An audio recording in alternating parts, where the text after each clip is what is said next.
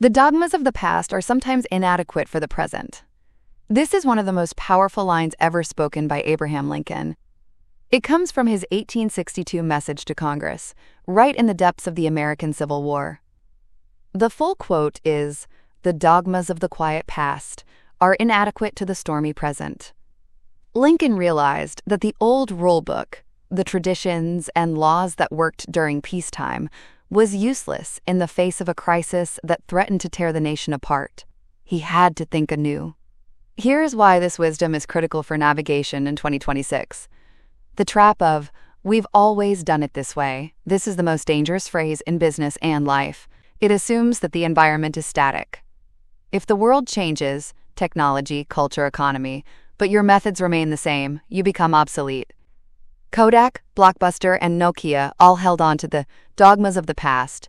They followed the rules of a game that was no longer being played. Context is king. A dogma is a fixed belief. It is rigid. Reality, however, is fluid. What was a best practice in 2015 might be a fatal error in 2026. Parenting. The way your parents raised you, dogma of the past, might not work for raising a child in the age of AI and social media, stormy present. Career. The advice to stay in one company for 30 years is a dogma that is inadequate for the modern gig economy. The courage to think anew. Lincoln followed this quote by saying, "As our case is new, so we must think anew and act anew." It requires immense courage to break with tradition. It means risking the disapproval of the elders or the establishment. But true leadership is not about preserving the ashes of the past.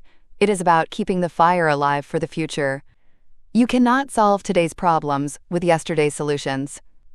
Reflection for the new year. As you look at your challenges for this year, ask yourself, am I holding on to a belief or a strategy just because it used to work? Is there a rule I am following that no longer makes sense? Don't let the ghost of the past dictate the potential of your present.